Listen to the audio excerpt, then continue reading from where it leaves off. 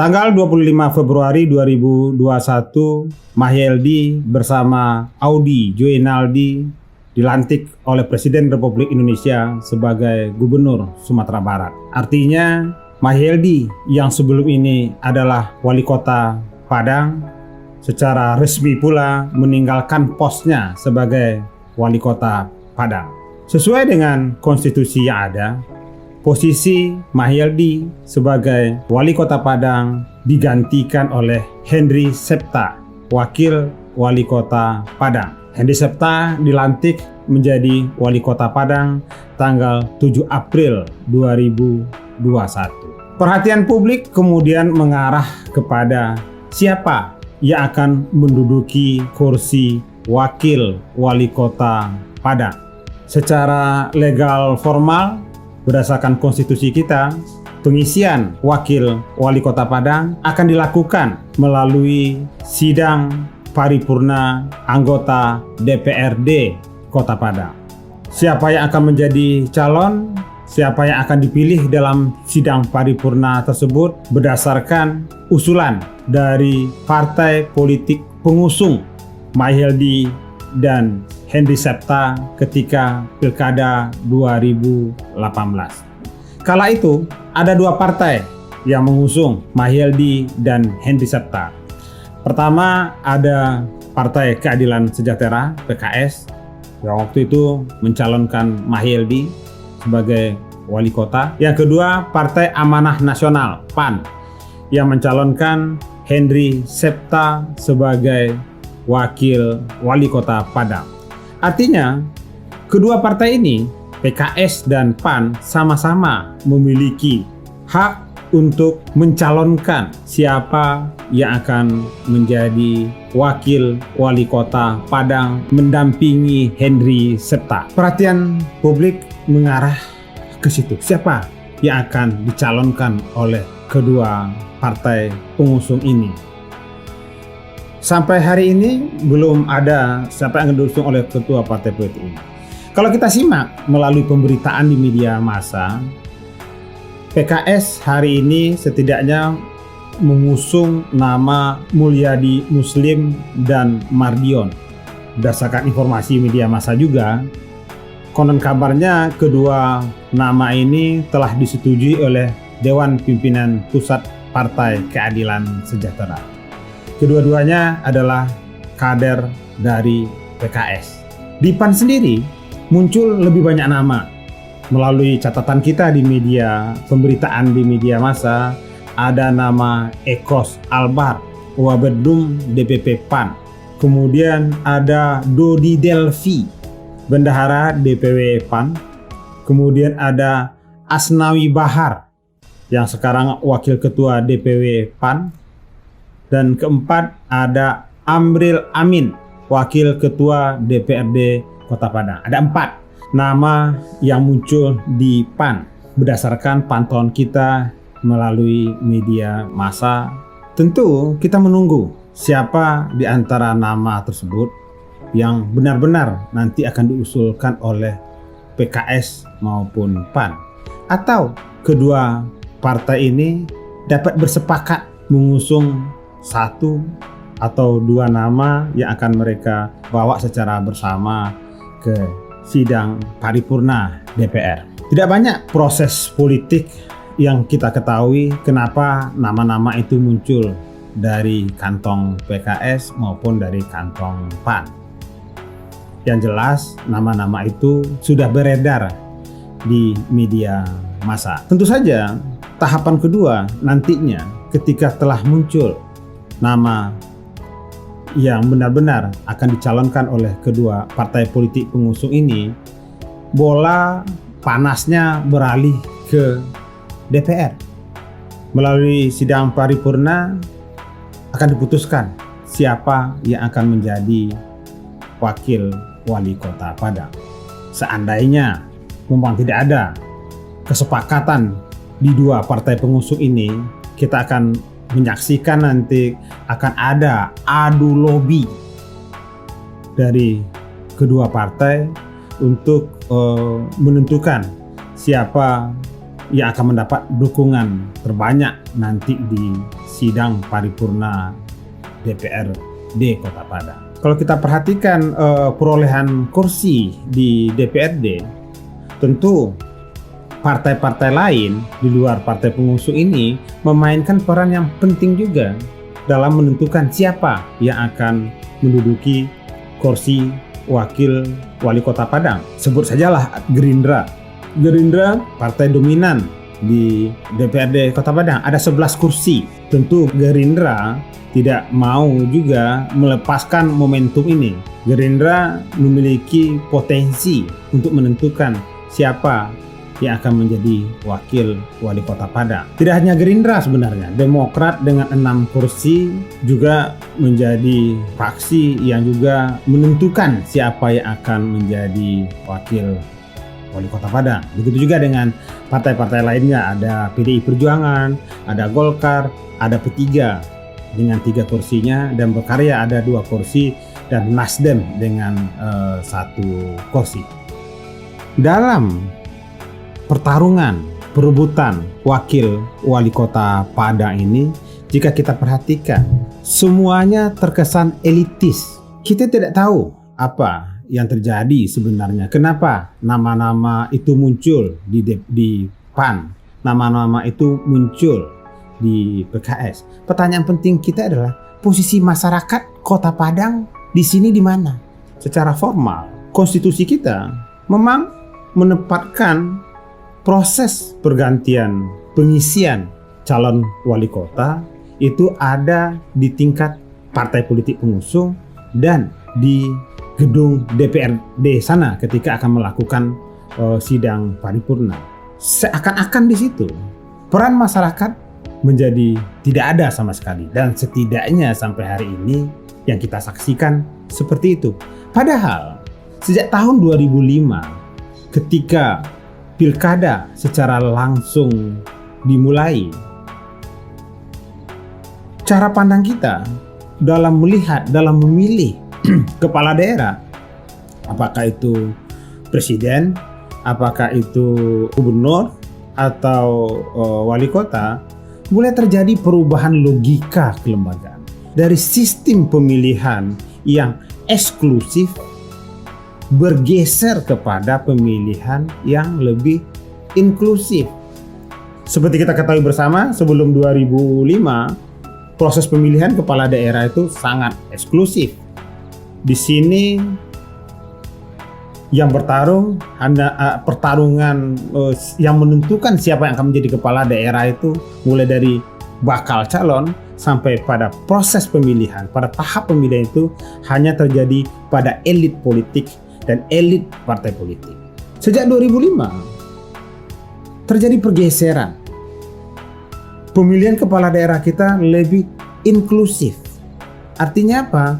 Pemilihan kepala daerah di semua tahapannya melibatkan masyarakat di situ. Maka setidaknya Pusat Penelitian Badan Keahlian DPR RI merumuskan ada 5. Kenapa kita mesti melakukan pemilihan kepala daerah secara langsung? Pertama adalah memutus mata rantai oligarki elit politik. Yang kedua, untuk meningkatkan kualitas dari kedaulatan rakyat dan partisipasi politik rakyat. Ketiga, untuk mewadahi proses seleksi kepemimpinan secara bottom up. Artinya, tokoh-tokoh yang muncul itu bukan datang dari elit partai. Yang keempat, meminimalisir praktek politik uang dan transaksi politik. Nah, yang kelima, yang terakhir adalah dengan pelaksanaan pilkada secara langsung, kualitas legitimasi seseorang menjadi kepala daerah itu akan semakin tinggi, akan semakin baik. Kenapa? Karena seseorang merasa ketika dia dipilih sebagai kepala daerah dan itu berdasarkan hasil pemilihan umum, dia benar-benar merasa menerima mandat dari pemegang kedaulatan, yaitu rakyat. Nah, jika kita perhatikan itu, maka apa yang terjadi sekarang ketika pengisian kekosongan wakil wali kota itu hanya terjadi di elit partai politik, elit DPRD, maka layak kita pertanyakan. Sekarang posisi rakyat di mana? Posisi rakyat, posisi warga Kota Padang sebagai pemegang kedaulatan di mana? Tentu kita, ketika kita menempatkan demokrasi sebagai pilihan, maka kedaulatan rakyat, jaminan atas kedaulatan rakyat harus dikedepankan. Dan itu relatif tidak kita dengar dalam proses pengisian kekosongan wakil wali kota Padang. Kita nggak pernah dengar nama-nama yang diusung oleh partai politik tadi itu berdasarkan hasil dengar pendapat, berdasarkan dari proses menjemput aspirasi dari masyarakat. Tahu-tahu kita sudah disuguhkan saja ada 6, ada 5, ada 4 nama. Tentu ini akan mencederai demokrasi yang kita bangun, demokrasi yang lebih inklusif tadi itu. Jawabannya tentu ya itulah aturan, itulah konstitusi kita. Tapi itulah aturan, itulah konstitusi kita. Secara formal iya, itu aturannya. Tetapi secara substansi kita juga harus memperhatikan apa yang menjadi aspirasi masyarakat. Partai politik dalam hal ini semestinya tetap melakukan proses menjaga demokrasi. Menjaga demokrasi dengan cara apa? Dengan cara melibatkan masyarakat dalam setiap proses pengambilan keputusan. Jadi legal formal yang ada sekarang jangan kemudian dimanfaatkan, dijadikan alasan untuk memangkas hak kedaulatan yang dimiliki oleh masyarakat. Nah, tentu saja untuk sampai kepada level itu kita membutuhkan aktor-aktor politik baik yang ada di partai politik maupun yang ada di legislatif menjadi aktor demokrasi. Menjadi aktor demokrasi yang tetap memberi ruang kepada publik, kepada masyarakat untuk terlibat dalam partisipasi. Partai politik, elit politik dalam hal ini harus menjadi penjaga demokrasi. Menjaga demokrasi berarti adalah memberi ruang kepada masyarakat, memberi ruang kepada warga untuk ikut terlibat, untuk ikut berpartisipasi dalam proses penentuan siapa yang akan menduduki jabatan wakil wali kota Padang. Untuk menegakkan kedaulatan rakyat, tidak selamanya kita harus menunggu konstitusi itu hadir terlebih dahulu. Tapi dia bisa dihadirkan oleh elit politik dengan membuka ruang kepada partisipasi dari masyarakat. Karena bahaya jika masyarakat hari ini tidak dilibatkan, dia akan berbahaya kepada sistem demokrasi yang kita bangun selama ini. Sistem demokrasi yang lebih inklusif. Jadi ini bukan hanya persoalan pertarungan tentang siapa yang mendapatkan kursi wakil wali kota Padang, tetapi ini juga adalah pertarungan bagaimana demokrasi sebagai sebuah sistem yang menjadi pilihan kita bersama juga mesti kita selamatkan. Akhirnya melibatkan masyarakat dalam setiap proses pengambilan kebijakan politik adalah substansi demokrasi. Dan substansi demokrasi itu akan dapat dihadirkan jika tersedia aktor-aktor demokrasi.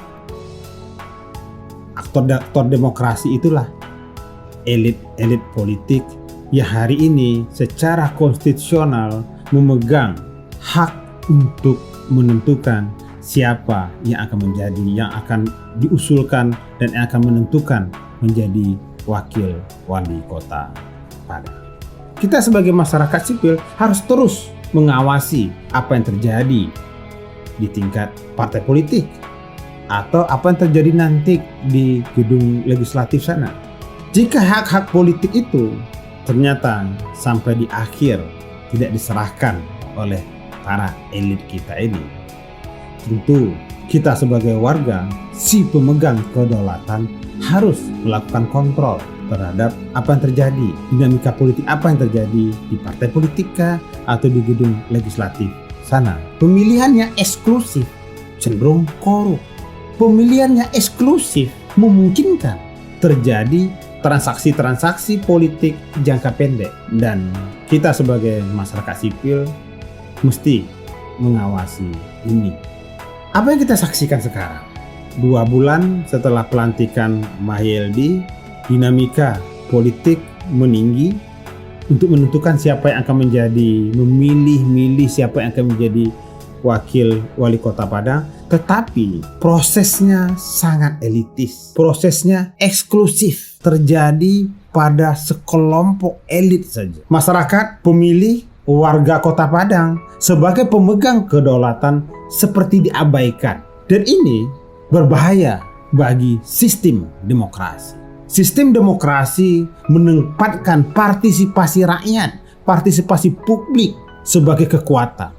Elit politik kita seakan-akan hari ini berpegang, mendapat pegangan karena konstitusi, aturan formal, mengaturnya, memberikan pengaturan kepada mereka, sehingga melupakan hak publik di situ. Secara formal tidak ada yang salah, tetapi secara substansial jelas itu mencederai demokrasi. Nah, bagaimana caranya? Apakah dengan aturan yang eksklusif tadi itu kemudian tertutup ruang untuk partisipasi publik? Tentu saja tidak. Partai politik dalam hal ini dapat saja mengembangkan hak mereka untuk menentukan wakil wali kota dengan juga mendengarkan atau menjemput aspirasi dari masyarakat, seperti yang mereka lakukan ketika melakukan proses penyaringan bakal calon. Hal yang sama juga bisa kita lakukan sekarang. PAN, PKS menjemput aspirasi warga kota, sosok wakil wali kota seperti apa yang mereka harapkan mendampingi Henry Septa. Figur-figur itu bisa ada dari lingkungan kader masing-masing partai, tapi bisa jadi juga dia ada di luar dari kader dari masing-masing partai. Proses ini mesti dibuka sehingga masyarakat benar-benar merasa bahwa apa yang akan dipilih pada sidang paripurna nantinya adalah tokoh-tokoh, pemimpin-pemimpin yang memang disukai, yang memang diharapkan oleh masyarakat. Nah, ini membutuhkan kedewasaan elit politik untuk menyerap aspirasi apa saja yang ada di masyarakat kita. Tapi apapun kesimpulan nanti, sebagai warga, sebagai pemegang kedaulatan, tentu warga Kota Padang tidak bisa hanya diam. Kita mesti melakukan pengawasan terhadap proses yang terjadi di partai politik dan juga apa yang terjadi di legislatif nanti. Kita berharap dengan pelaksanaan proses pemilihan kepala daerah ini, transaksi yang terjadi adalah transaksi program, transaksi visi, bukan transaksi politik jangka pendek. Secara legal formal, penetapan kepala daerah itu berada di tangan partai politik dan di tangan anggota legislatif. Pemilihan kepala daerah meniadakan peran KPU yang dalam pilkada bisa berperan sebagai wasit yang netral. Di dalam pilkada ada Bawaslu yang dapat mengawasi pelaksanaan pemilu. Di dalam pemilu ada masyarakat, ada pemilih yang menentukan siapa yang akan menjadi kepala daerah. Tapi dalam proses penetapan pengisian kekosongan wakil wali kota dalam kasus Kota Padang ini, semuanya menjadi eksklusif di tangan partai politik dan di tangan elit politik. Persis seperti pilkada pemilihan kepala daerah sebelum 2005. Tentu saja sistem yang eksklusif ini bertentangan dengan spirit yang berkembang setelah 2005. 2005 Ada perubahan substansi dalam pemilihan kepala daerah. Ada perubahan logika kelembagaan. Dari logika kelembagaan yang dulunya eksklusif menjadi logika kelembagaan yang inklusif. Tapi logika yang lebih inklusif membuka ruang yang lebih besar. Setiap proses tahapan-tahapan pelaksanaan pemilihan kepala daerah dibuka ruang seluas-luasnya kepada masyarakat. Partai politik kita harapkan dalam proses ini sebagai penjaga demokrasi. Menjaga demokrasi berarti menjaga kedaulatan rakyat. Begitu juga dengan anggota DPR. Dalam hal ini kita harapkan bisa menjadi aktor yang menjaga demokrasi. Menjaga demokrasi sekali lagi menjaga hak kedaulatan rakyat dengan cara melibatkan masyarakat dalam setiap proses pengambilan keputusan. Sebagai penjaga demokrasi, hendaknya elit politik, aktor-aktor politik di DPR harus memiliki kemampuan untuk menahan diri. Jangan dengan adanya legitimasi secara formal tadi, kemudian memaksakan diri untuk menggunakan hak itu dengan menjadikan proses pemilihan wakil wali kota ini menjadi eksklusif. Kita harus sanggup menahan diri bahwa ada kepentingan yang lebih besar daripada hanya menentukan siapa yang akan menjadi wakil wali kota Padang. Kepentingan yang lebih besar itu adalah menjaga demokrasi, menjaga hak politik masyarakat. Salah satu jalan yang dapat ditempuh untuk menjaga demokrasi itu, kita mengajak elit partai politik, elit DPRD untuk membuka ruang yang besar kepada publik, kepada warga Kota Padang untuk ikut berpartisipasi. Dengan tidak mengurangi arti nama-nama yang kita sebutkan tadi yang diusung oleh PAN, oleh PKS, sebetulnya masih banyak nama-nama lain yang layak juga diperbincangkan, dipertimbangkan untuk menjadi calon wakil wali kota Padang. Sebut sajalah ada Destri Ayunda. Kalau kita berpedoman pada pilkada sebelumnya, Destri Ayunda mendapat dukungan suara yang juga cukup signifikan. Ada nama Muhammad Ikhlas El-Qudsi, ada nama Maigus, ada nama Miko Kamal, seorang pengamat perkotaan yang juga berkontribusi banyak terhadap perbaikan Kota Padang. Atau ada 2, 3, 4 atau puluhan nama lagi yang dapat dipertimbangkan. Tentu saja nama-nama itu dapat menjadi pertimbangan, dapat dibuka ruang jika sekali lagi partai politik membuka ruang bagi publik untuk memberikan masukan, membuka ruang publik untuk ikut berpartisipasi.